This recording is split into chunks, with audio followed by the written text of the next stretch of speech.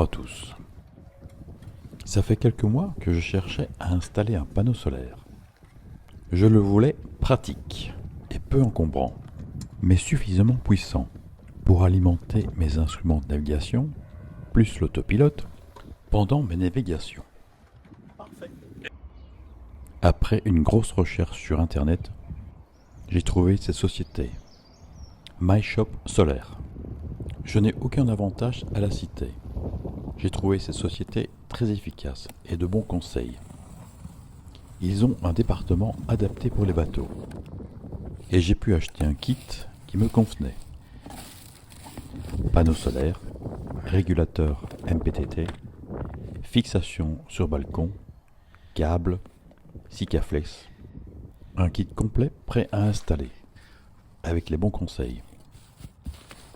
Maintenant que nous avons tout le matériel, nous pouvons commencer notre installation. J'ai choisi un panneau solaire de la marque Unitech de 55 watts, crête, 12 volts et bas contact.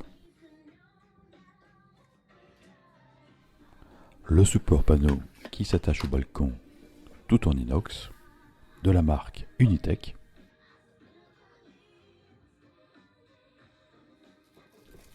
Deux fois 8 mètres de câble en 6 mm², prééquipé de deux fiches MC4.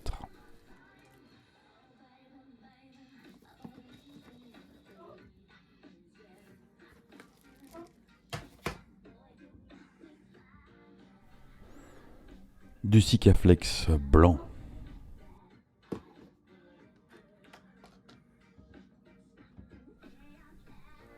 Deux passe-coques de 6 mm.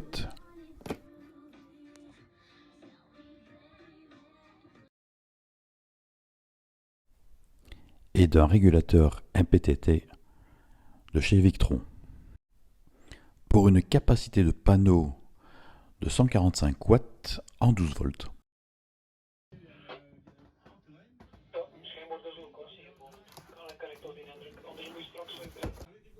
Le panneau solaire est monté sur un cadre en aluminium de 50 cm de côté et équipé à l'arrière de deux fiches MC4.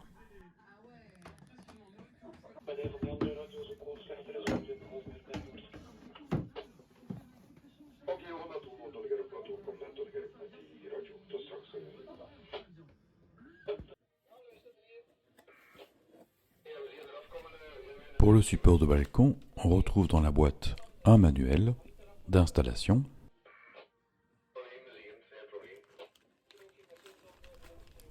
les vis de fixation,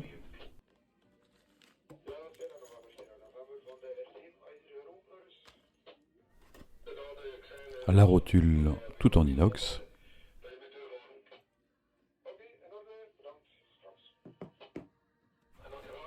et la plaque pour le support du panneau solaire.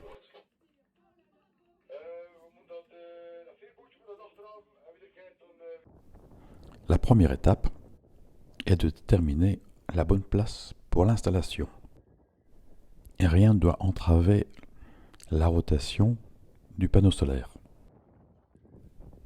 J'ai choisi de le placer à tribord pour réduire la distance entre le panneau et le parc batterie. Plus que le câble est court et plus vous gagnez en efficacité.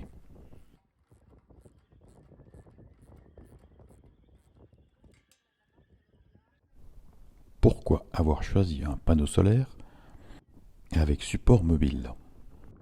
Tout simplement pour augmenter son efficacité. Je peux incliner le panneau suivant la hauteur du soleil et le faire tourner sur lui-même pour faire face au soleil. Mais il y a un autre avantage à ce système. Vous pouvez ranger le panneau solaire le long du bateau pour qu'il ne gêne pas, surtout quand vous faites des manœuvres dans le port. La deuxième étape consiste à installer le panneau solaire sur son support.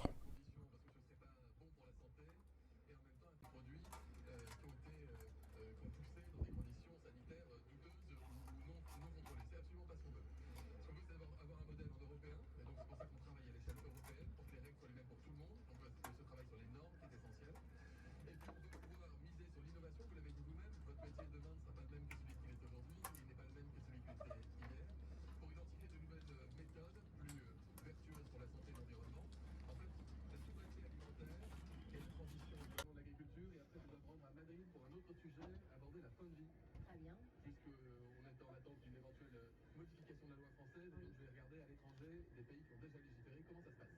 beaucoup Olivier Véran. Et nous serons au Gabon par onde interposée où s'est ouvert hier le grand sommet international sur les forêts. On va parler de l'agroforesterie, on va parler des forêts françaises évidemment, faire le lien avec cette actualité. Merci Olivier Véran. Guillaume Chamoulot, vous voulez rester un petit peu avec nous? C'est possible hein? Allez, quelques secondes parce que vous avez du travail, mais je voudrais qu'on parle de sécheresse hivernale dans quelques instants. Bonjour Alain Baraton. Bonjour. Cher monsieur Baraton, grand jardinier en chef de Versailles. Ça fait quelques années maintenant. Hein oui. Vous y êtes bien à Versailles. Une petite quarantaine d'années. Hein. Très bien. Entrez comme ça et puis la passion vous a croqué. Oui. Et vous continuez vous d'observer les plantes mais aussi les forêts françaises. On avait reçu l'année dernière pour un très beau tour de France des forêts précisément. Tout à fait. Et je vais vous interroger là. L'étape suivante consiste à placer les passecoques.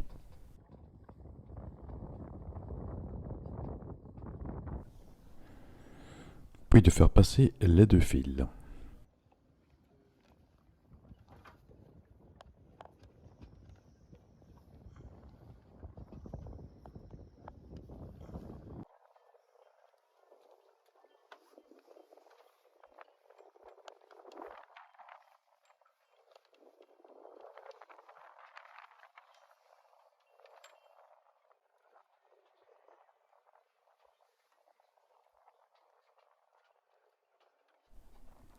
Attention, ne branchez pas les fils pour l'instant. Le panneau solaire fournit déjà une tension. Et l'étape peut-être la plus compliquée, c'est de faire passer vos deux fils à travers votre bateau et de les acheminer jusqu'aux batteries. Effectivement, il faut trouver le chemin le plus court tout en respectant la sécurité.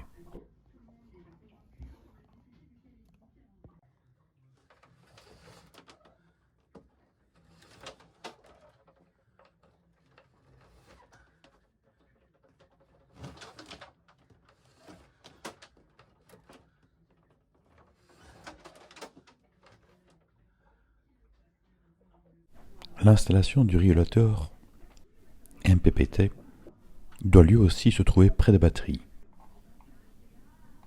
Sur sa face avant, vous trouvez 6 vis. 2 pour attacher les fils du panneau solaire, 2 pour relier la batterie, et les deux derniers la fonction load, qui correspond à la sortie du courant 12 volts. Je coupe à bonne distance les deux câbles des panneaux solaires que je vais raccorder au régulateur.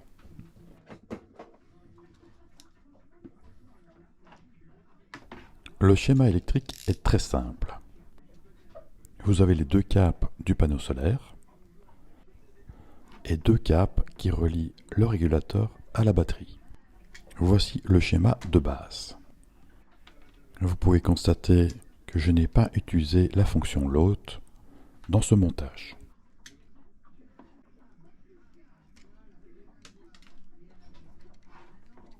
Le diamètre du câble est important. Il se détermine en fonction de l'intensité du courant, les ampères, et de la longueur du câble. Ici, j'ai du câble à 6000 m². Et pour une installation en 12 volts, je suis limité entre les panneaux solaires et régulateurs à 9 ampères pour une longueur de câble de 7,50 m.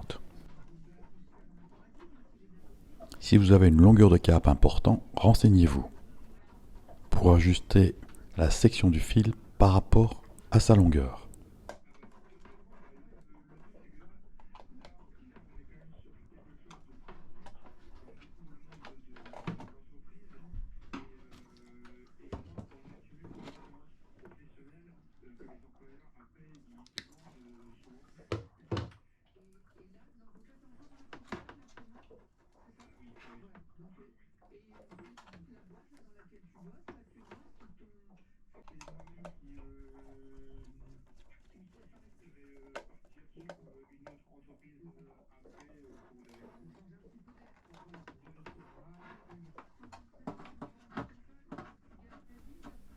L'étape suivante est d'installer les deux câbles entre le régulateur et la batterie, toujours en respectant les polarités, rouge pour le positif et le noir pour le négatif.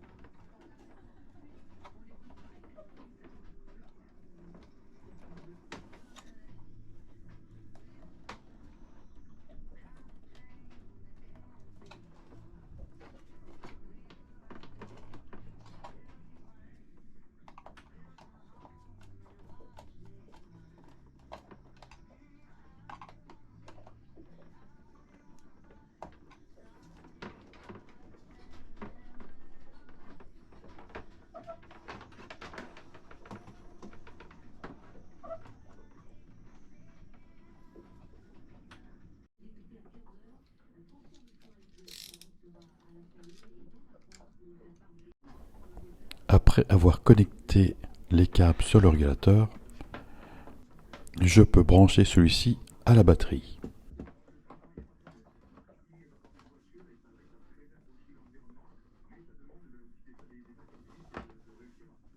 Étant donné que j'ai un shunt qui permet de monitorer les paramètres de la batterie,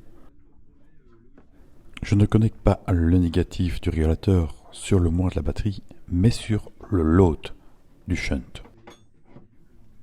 Voici le schéma.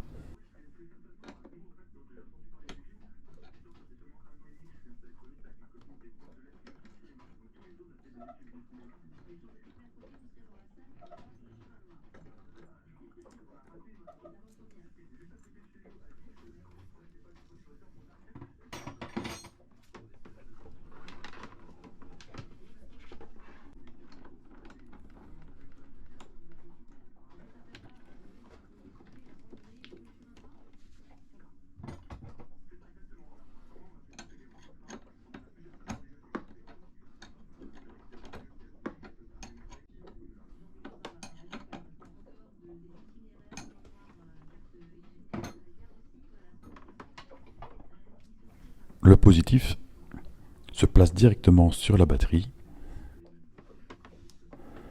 Chaque bateau a une installation électrique un peu différente. Je vous invite à faire un schéma général de votre installation électrique avec tous ces éléments. Et si vous avez un doute, n'hésitez pas à prendre contact avec votre électricien. Il sera là pour vous aider.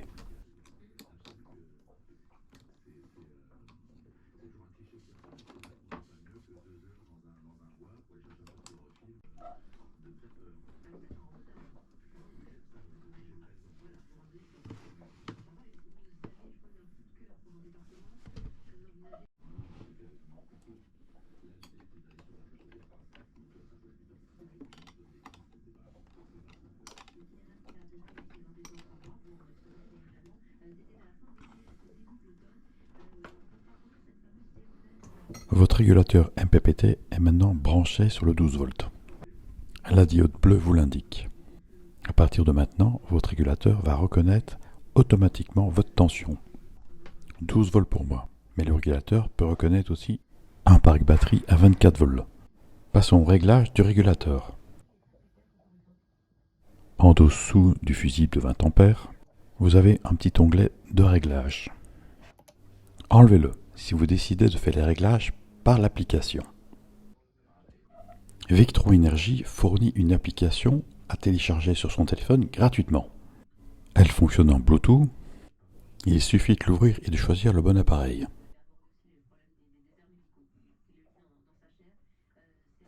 Et d'accepter le jumelage.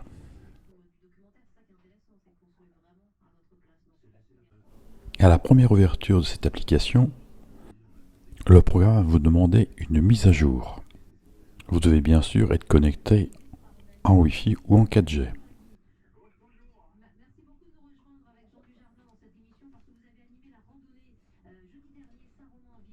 jour de l'avant-première sur les chemins noirs, c'est à Vaison-la-Romaine, en présence du Jardin pour l'avant-première. Vous y avez assisté. Quelles sont vos impressions, Jackie, vous qui êtes un grand marcheur sur ce film? Le programme vous demandera de répéter la mise à jour une deuxième fois. Cela est normal.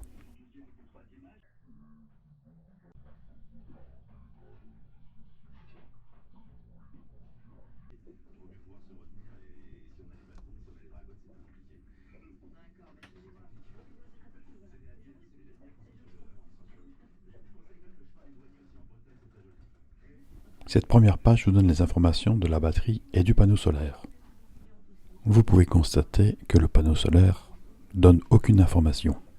Rappelez-vous, je ne l'ai toujours pas branché. Mais avant ça, je dois régler le régulateur pour le parc de batterie. Aidez-vous du manuel fourni par Victron Energy pour régler les paramètres.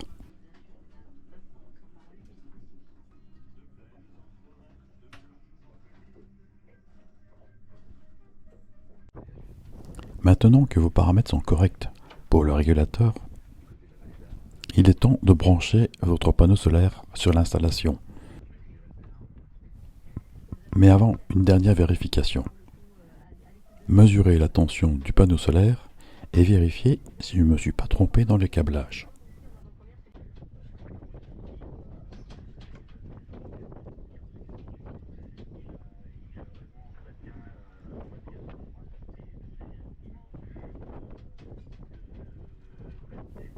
Le plus sur le plus et le moins sur le moins. Et je peux lire une tension positive de 21 volts. Parfait. Mon installation est réussie.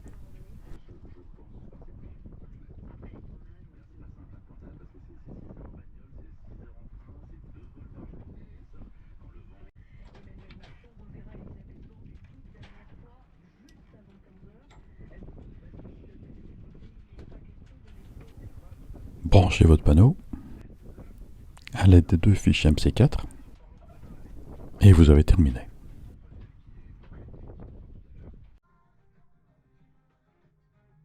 Maintenant, je peux vérifier les performances de mon panneau.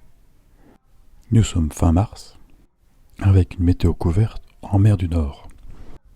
Sur la première ligne, on peut voir la puissance du panneau, entre 40 et 35 watts. Sur la deuxième et la troisième ligne, on lit la tension du panneau solaire et de son ampérage. Sur la ligne suivante, on lit la tension de la batterie, 13,43, puis son ampérage. Sur cette page, on lit l'historique de la recherche. Et sur la page suivante, on peut afficher plusieurs paramètres, les tensions, aussi bien les ampères des panneaux et de la batterie.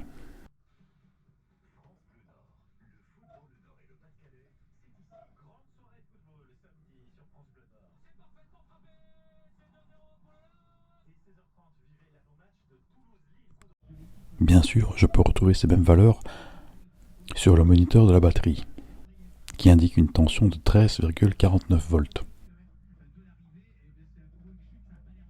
avec une charge de 1,67 ampères.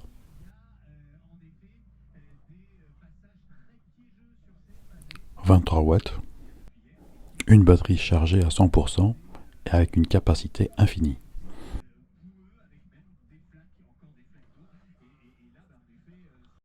Maintenant, faisons un petit test. Allumons la VHF, les instruments de navigation et l'autopilote.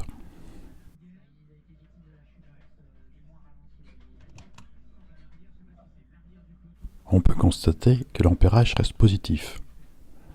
Je suis toujours en train de recharger ma batterie. Faiblement, mais ça recharge. Maintenant, allumons le réfrigérateur. On peut constater rapidement que la valeur vient négative. Cela est tout à fait normal. Avec un panneau de 55 watts, crête, il serait difficile d'alimenter un frigo. Mais cela n'était pas mon but. Je voulais juste compenser mes instruments de navigation et maintenir ma batterie chargée pendant mon absence.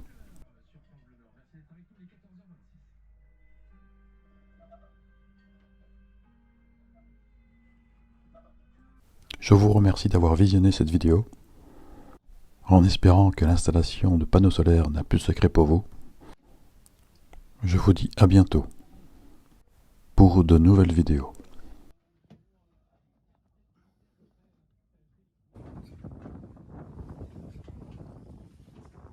N'oubliez pas de vous abonner ou de liker. Je vous remercie.